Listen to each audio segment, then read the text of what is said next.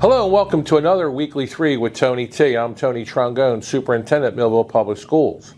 In this video, we will cover three topics, as always: employment opportunities, school safety, and our recent football victory. We are looking for new staff to join our Millville Public Schools family. As you can see on the screen, we have several openings at our Child Family Center preschool program and in our elementary schools. We have openings both during the school day and in our after-school programs. A few positions to highlight: special education teachers, digital media teachers, and after-school program staff, including wraparound, latchkey, and our 21st century programs. We also have openings at Lakeside Middle School. Again, we have openings both during the school day and in our after-school programs. A few positions to highlight are general and special education math teachers, building maintenance worker, and after-school 21st century program staff. At the high school, we have a variety of openings we are seeking qualified candidates for. A few positions to highlight are Spanish teachers, a temporary school counselor, and a CTE teacher of business and graphics. Finally, we have several openings at the district level which may serve in one or more buildings. We're also still seeking home instructors to work with our students on home instruction plans. To highlight a few other positions, they are full-time and part-time cafeteria aides and workers, secretaries for our curriculum and registration transportation departments, and then district maintenance repair.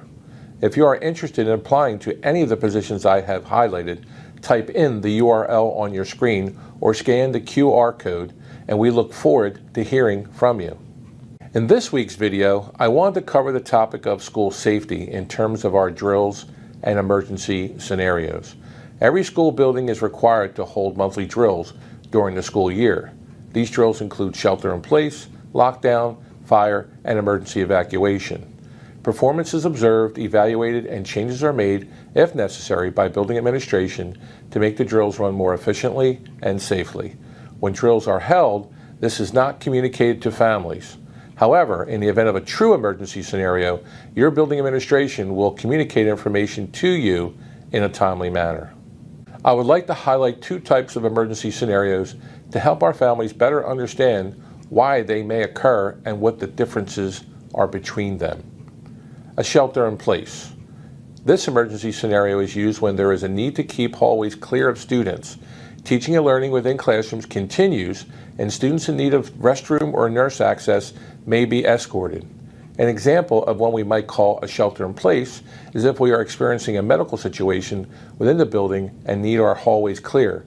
It is important to remember that there is no immediate threat inside the building when a shelter in place is called. Only a need to pause movement in the building. And lockdown.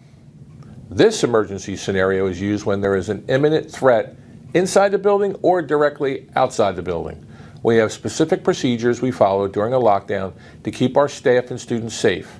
Our staff are trained on these procedures, and we perform lockdown drills frequently during the school year to identify any issues.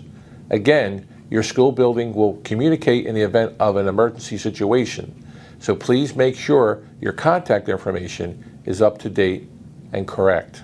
And finally, congratulations to our Thunderbolt varsity football team on a historic 2021 football season. Our players, coaches, and staff should be commended for the hard work they began as far back as the summer.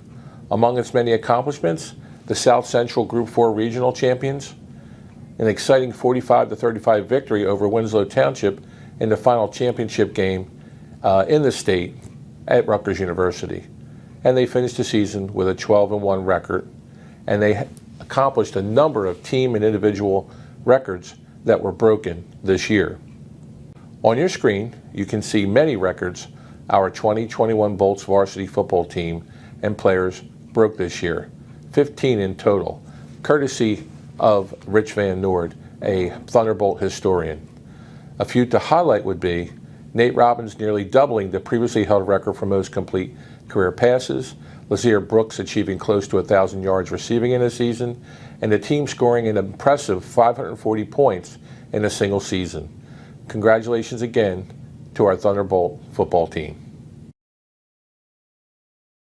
And now for some shout outs. First, I'd like to shout out to the successful and comfortable Pajama Day at the Lakeside Middle School last week. This event was organized as a fundraiser for the Children's Hospital of Philadelphia, otherwise known as CHOP, by the AVID department and the students of Lakeside. And the school was able to raise over $700 for the hospital. A great job by our staff and students of Lakeside for a great cause.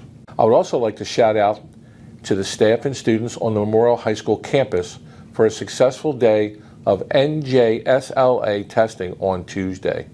It took a tremendous amount of planning and preparation for this testing to go smoothly. Our staff and students should be commended for their flexibility and cooperation during testing. Thank you. And now for some upcoming events. On Wednesday, December 15th, I'll continue with my Superintendent's Listening Tour. I'll be at Holly Heights. I'd like to see more parents out there. On Monday, December 20th, we'll have our board meeting at 7 p.m. On December 22nd, we'll have progress reports will be distributed. And on December 23rd, we'll have an early dismissal. And we'll begin our winter break on December 24th. And we'll be back in school on January 3rd. And our board meeting will be on January 5th. In closing, go Bolts.